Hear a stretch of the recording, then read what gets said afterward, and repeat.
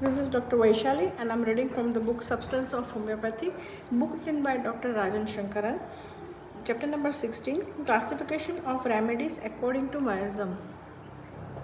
There is no formula for classifying a remedy into particular miasm. Such a classification would depend upon our understanding of the remedy, of its basic delusion. This understanding comes from the deep study of the symptom, both physical and mental, and from clinical observation. The miasm concept helps us to arrive at an understanding of the basic delusion because if there are traits of particular miasm in the remedy, the delusion of that remedy must lie in that particular miasm. For example, if we see constant excitability in a remedy, it must lie in the acute miasm and original situation must be of an acute threat from outside. To take an example, let us consider arsenic alb. I consider one of the main delusion of arsenic to be a delusion sees thieves. This is a completely external factor and so one would classify arsenic in the acute or chronic miasm. However, when we examine the symptom of arsenicum, we see that there are obsessive and compulsive traits like fastidiousness and mania for cleanliness. This indicates that there is also a strong psychotic component. When we examine the mind, we see the following symptoms which clearly define the basic delusion. Delusion, sick of being. Delusion, time has come to die. Desire for company, yet fear of people. Fear of offending a friend. Mania wants to be held. He is dependent on others because of his weakness, yet feels that they are people who cannot be trusted, people who are more interested in his money. All the same, he cannot afford to offend them as he is too weak to support himself. Thus, we find arsenic to be a predominantly psychotic in dimension. This is borne out by the fact that arsenic is given under Sora with I mark with 1 mark, while under psychosis it has been given 2 marks. The following account of patient's lifestyle as described by relative make it easier to understand arsenic. This man improved marvelously on arsenic alb 1M. A 65 years old man living in a huge house with 2 servants. His children are all staying away from him. He called himself a recluse and he is very fastidious, a collector of curios which polished for 1 hour a day after the servant has finished. For one reason or another, various servants have left the job after working for a long time. He needs them 24 hours a day. They are given a place in the house to stay. They are fed and he has kept a television in separate room just for watching to them. And he calls them my niece or my nephew, never a servant. All the same, he does not trust them at all.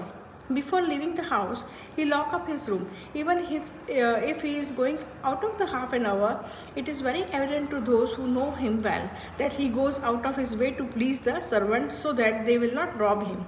The servant know it too, but do not dare to take advantage of this because the minute he feels they are getting smart, he would change the servant. He usually employs young children or a married couple to work for him, never a single adult. He thinks that everybody, including his own children, is trying to get a share of the money. This is probably because he is himself a greedy person who would go to the any length to acquire money. This greed or rather need is so great that even his children are disgusted and feel we don't want his money, let him keep it. Arsenic also has a syphilitic part, seen in the despair of recovery and the strong suicidal disposition. However, the main feeling is that of an internal weakness. He feels unloved, dejected, and very insecure. The panic struggle and the suicidal dispositions all rise from and are related to this basic point, and so one can say that the main essence of arsenic lies in the psychotic miasm with the extension into the other 3. In this manner, I have been able to understand remedy state more deeply using the concept of miasm. I shall now give 2 more illustrative examples.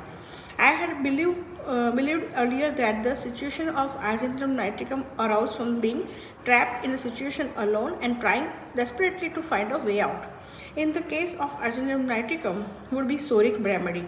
But we examine a little deeper, we find that behind all this fear, there is something more which is in fact form the basic of the fears. Argentum nitricum has several psychotic traits such as compulsion about time, compulsion about planning things, about doing things in a particular way, and obsession with the fixed ideas that he cannot pass a certain place. So we see fixed ideas and fixed action. He must feel a tremendous sense of fault within, which he is trying to cover up by his behavior. This is shown in the rubric Fear of Losing Self-Control, which I consider to be one of the leading rubric of argentum nitricum. In whatever situation self-control is involved, he becomes highly nervous because he feels he lacks it. For example, when looking down from the higher place, or if he has to catch a train, in the very situation where one needs self-control, argentum nitricum will become panicky. If this man had self-control or felt he had, then no problem would arise. In its symptomology, argentum nitricum has a panic reaction such as diarrhea from anticipation and a soric symptom like anxiety from the anticipation. But there are mainly psychotic symptoms of the obsessive compulsive behavior. Ultimately, there are syphilitic manifestations like ulceration and regeneration. When he finds the basic fault not correctable or the situation is too stressful for him. The above is another example of how Sora is mother of the psychosis. We say this because the feeling that he lacks self-control would arise most often in a person who has struggled for a long time with a situation that need self-control and failed time and again. A fixed idea then enter him that he lacks self-control. This is the basis of psychosis. This way, both the psychosis and the syphilitic miasm are based on Sora.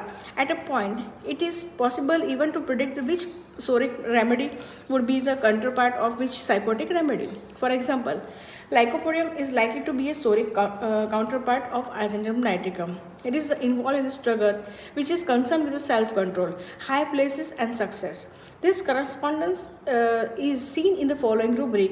Like argentum nitricum undertakes nothing, lets he fail.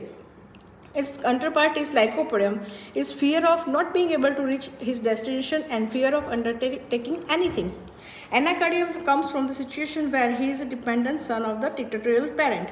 The feature of anacardium can seem very acute, especially fear before exam. This is also seen in the rubric delusion pursued by the enemy. Anxiety as if pursued by enemy.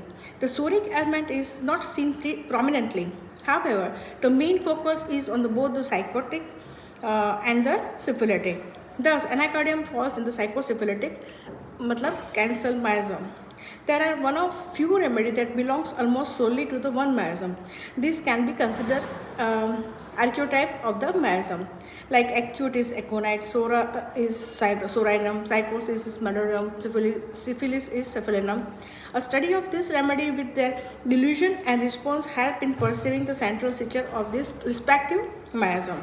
The reader is referred to my Spirit of Homeopathy for the description of sorinum and madurinum. Here I would like to describe my clinical experience with the aconitum and cephalinum. A study of these four remedies is essential for the understanding of the respective miasm.